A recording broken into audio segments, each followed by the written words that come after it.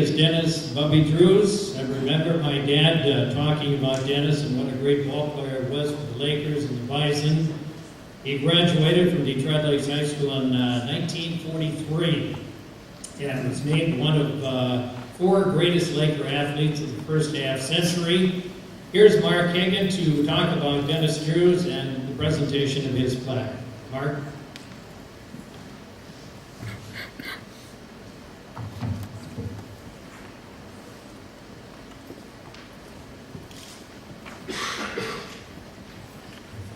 One of the real pleasures of working on this athletic foundation, and particularly with that Hall of Honor, has been meeting these past athletes, researching them, talking to people in Detroit Lakes and other areas to get the names of these people. Nobody has impressed me more than Bubby Drews. Jim Evans gave me that name. A number of other people gave me that name, but somebody that I started looking into when I came across his grave at Oak Grove Cemetery about 3 years ago on Memorial Weekend when we were putting up flags. Bubby, his widow is with us tonight, Aggie, and his 2 daughters, Denise and Lynn, have traveled here from the West Coast. They've been here all week, and we were able to have lunch on Tuesday and visit, and it's just been a delight to meet them and find out what a fine family they are.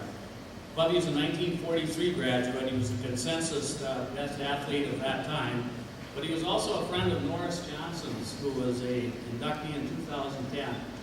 And I didn't know until we had lunch on Tuesday that Norris had been such a good friend and had helped them when Bubby was overseas in the service.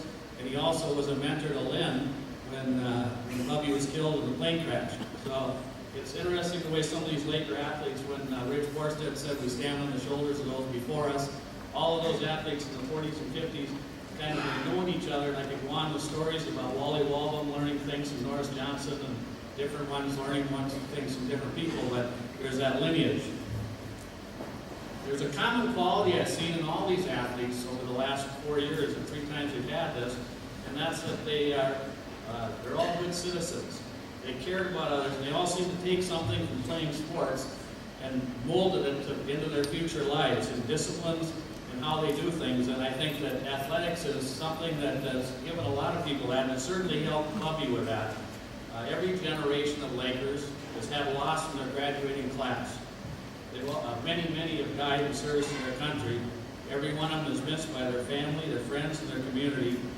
Many former Lakers live with mental and physical injuries suffered during their time in the service.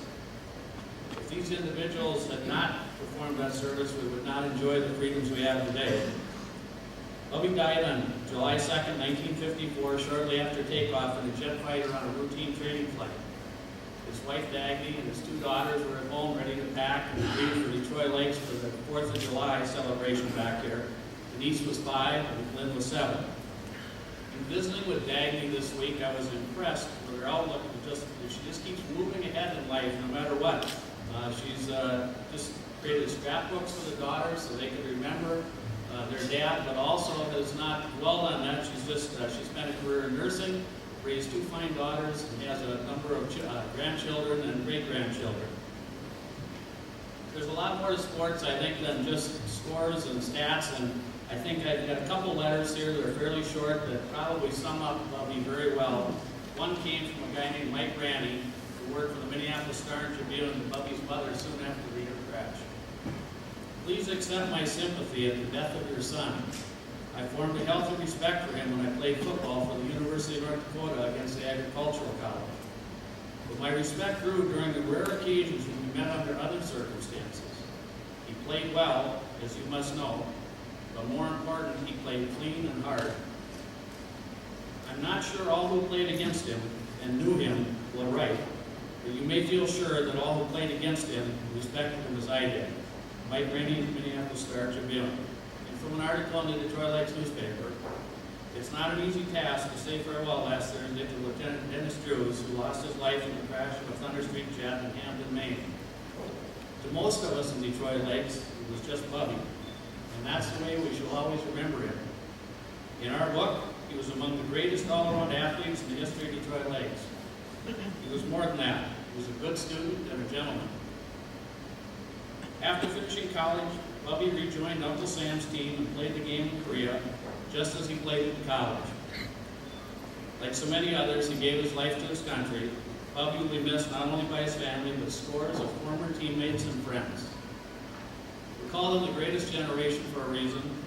They grew up in the Depression, fought to keep the world free, and returned to have families and do their part to build the America we know today. Some gave all gave some. It was with great honor I asked Aggie and her 2 daughters, Lynn and Denise, to come up and accept the plaque for Dennis Bubby Drew's induction into the Lakewood Hall of Honor.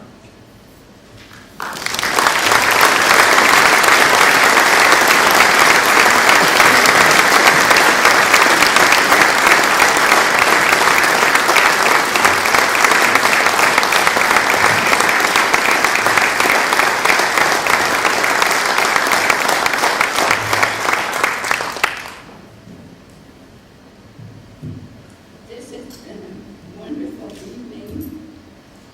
I'm so grateful to be here. I get so emotional, excuse me.